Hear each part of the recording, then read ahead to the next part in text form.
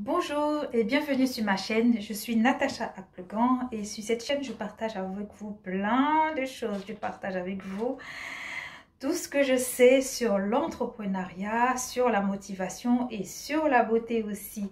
Alors aujourd'hui j'ai décidé de partager avec vous 10 idées business que vous pouvez réaliser tout de suite. 10 idées business à petit budget que vous pouvez réaliser tout de suite.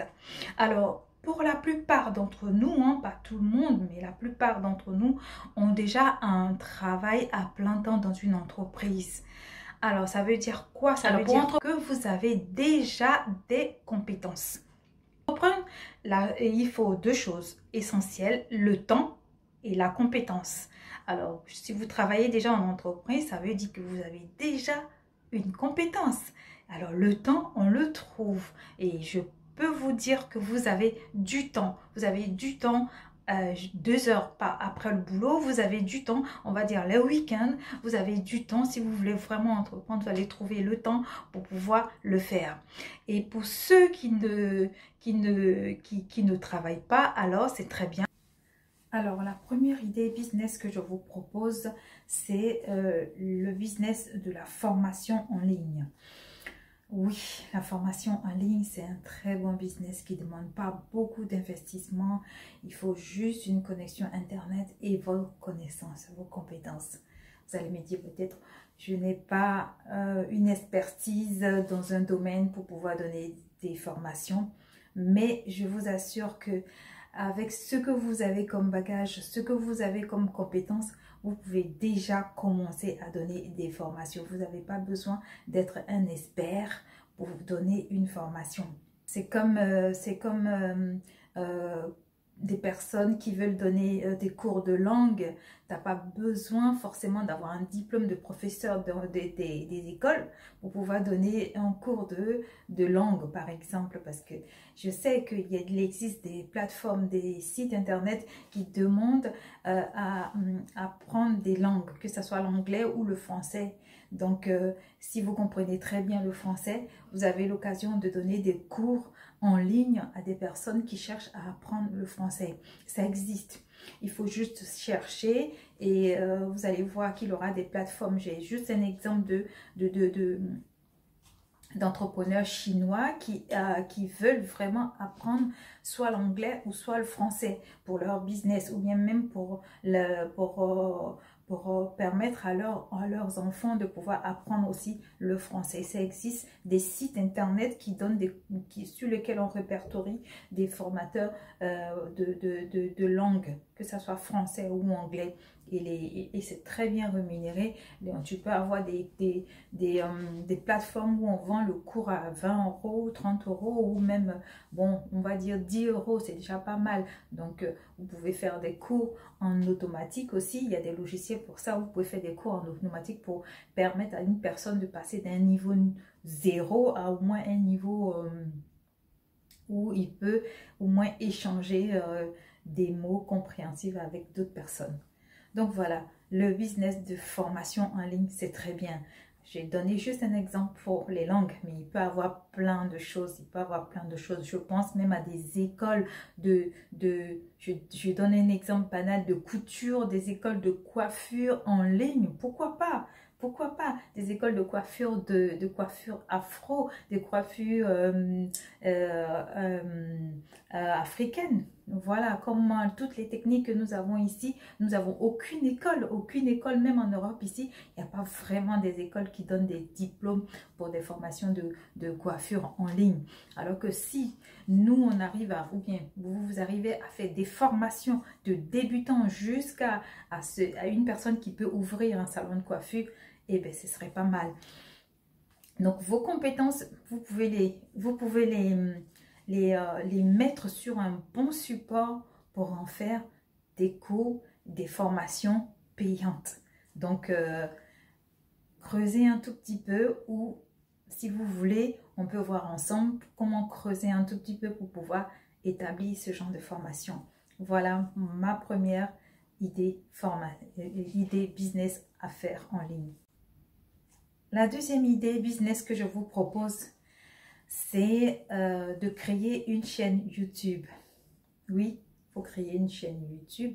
Si tu n'as pas, alors si ça ne te dérange pas de pouvoir te mettre devant une caméra et de partager avec tout le monde tes connaissances, tu peux créer une chaîne YouTube. Il n'y a pas assez de youtubeurs, je vous assure, parce qu'il y a des gens qui me disent: ah non, il y a trop de chaînes YouTube, on ne sait même pas comment faire pour se démarquer, il y a trop de personnes qui font des vidéos YouTube. Mais je vous assure que il n'y a pas assez, il n'y a toujours pas assez de youtubeurs, parce qu'il y a tellement de connaissances que tous les youtubeurs ne peuvent pas donner toutes les connaissances. Et puis, il y a tellement de niveaux de connaissances que chacun cherche un peu comment s'instruire. Et si tu fais une chaîne YouTube et que tu es spécialisé dans un domaine précis, tu vas aider plein de personnes et avoir plusieurs abonnés. Et c'est avec ces abonnés-là que tu peux monétiser ta chaîne YouTube. Et pourquoi pas, avec cette chaîne YouTube, pouvoir revendre d'autres choses comme des formations ou même des produits. Voilà, ta chaîne YouTube est un vrai canal pour pouvoir vendre, monétiser plein de choses. Si tu donnes un bon contenu, évidemment. Donc voilà, créer une chaîne YouTube, réfléchissez correctement et trouvez un sujet ou même plusieurs sujets dans lesquels vous allez développer et donner un bon contenu sur YouTube. Voilà ma deuxième idée business. Alors, ma troisième idée business est une idée que j'aime beaucoup, que j'espère que j'aurai l'occasion de pouvoir le réaliser. C'est de créer des produits bio. De créer des produits bio. Bon, pour ceux qui sont en Europe, ici, ça va être un peu compliqué, mais c'est possible. C'est possible si on arrive à avoir un bon contact en Afrique, c'est possible. Quand je parle de créer des produits bio, on peut se spécialiser dans un produit. Moi, c'était plus pour l'été. L'été bio, l'été avec les plantes de chez nous. Donc, j'ai découvert ça parce que j'avais découvert le bubble tea, qui est une recette, je crois, japonaise, si je ne me trompe pas. C'est du thé avec du lait de coco mélangé avec du tapioca. Je vous assure, c'est un délice. Et je me suis dit, si je rentre chez moi en Afrique, je vais le faire. Je vais faire un bar à thé et on va découvrir plusieurs saveurs, plusieurs parfums. C'est une très bonne idée de pouvoir créer ce genre de thé. Que vous pouvez d'abord, en premier lieu, le commercialiser juste des thés, des sachets de thé. Et après, rajouter d'autres parfums, d'autres saveurs, et quand vous aurez assez de moyens, vous allez pouvoir peut-être créer des bars à thé ou des bars à glace pour découvrir plusieurs parfums de chez nous. Donc voilà, l'idée de vendre des produits bio. Il n'y a pas que ça, il n'y a pas que le thé. Dans les produits bio, il y a tellement de diversité. La dernière fois, j'avais reçu des ananas confits, des ananas séchés confits. Ah, c'était un délice parce que les ananas qui provenaient du Bénin, vous savez comment ils sont sucrés, ces ananas-là. Et je me suis dit, waouh, ça c'est des choses qui peuvent vraiment bien marcher. Si dans des supermarchés bio, vous pouvez les proposer comme produits innovateurs. Et vous allez voir que ça va être très très bien. Et pourquoi pas ne pas apprendre à sécher et à les confire vous-même. Je suis sûre que c'est pas trop difficile. Il suffit juste à apprendre la technique et puis pouvoir les commercialiser, avoir un bon emballage et les proposer à des supermarchés ici bio. Ou simplement aussi une autre idée de produit bio, la tomate en conserve. Vous allez rigoler, vous allez dire: ah, mais la tomate en conserve, pourquoi faire alors qu'il y a plein de tomates? Il y a tellement de variétés de tomates en conserve ici. Tomates concassées, pelées, je sais pas moi, écrasées, purées et tout ça. Qu'est-ce que ma tomate en bio va venir rivaliser? Je vous assure que ça marche très bien. J'ai eu une connaissance qui habite en Belgique qui, elle aussi, achète que des tomates bio, en fait, fabriquées par une personne qui les revend dans les supermarchés et ça marche du feu de Dieu. Pourquoi? Parce que c'est des tomates bio conservées, je crois, 1 an maximum. Et cette personne-là, elle fabrique ces tomates-là elle-même. Elle les conserve dans des boîtes, dans des dans les boîtes qu'on connaît là, les bouteilles, les petites bouteilles en verre et tout ça. Et c'est tellement bien fait, tout simple, ça conserve le parfum, la saveur de la tomate.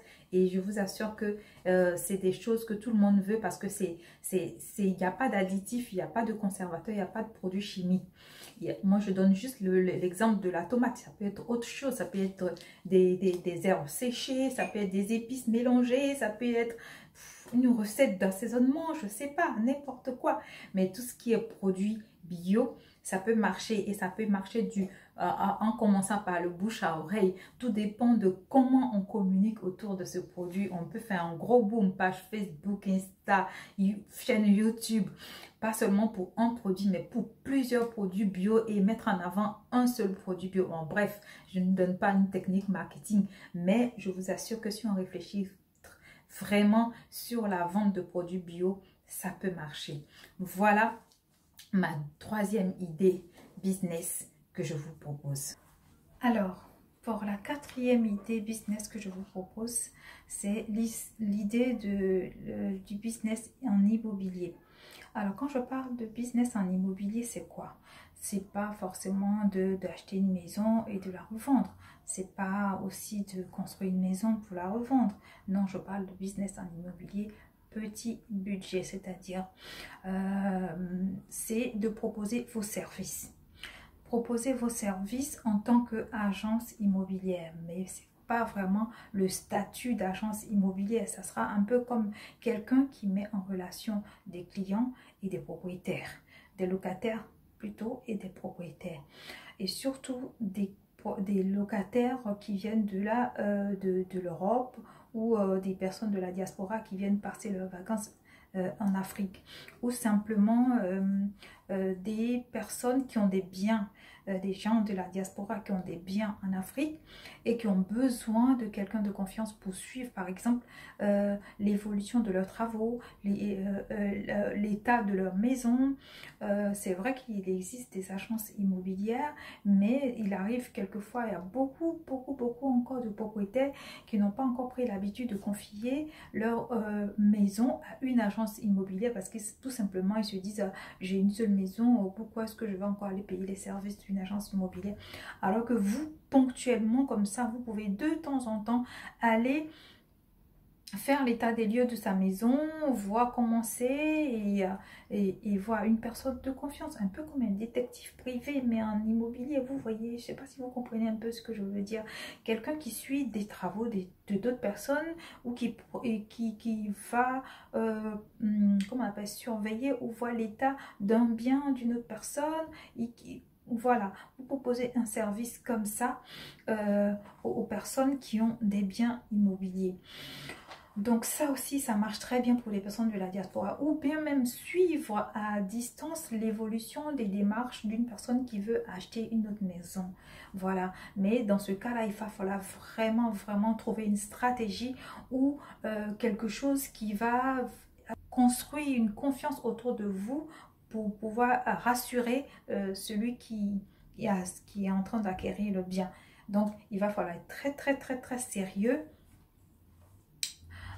Créer une petite agence qui va peut-être aller pas à pas montrer son sérieux. Dans ce cas, il va falloir construire une image autour de votre entreprise, une image sur les réseaux sociaux qui va montrer un peu tout ce que vous avez déjà eu à faire et qui va amener les autres à avoir confiance en vous.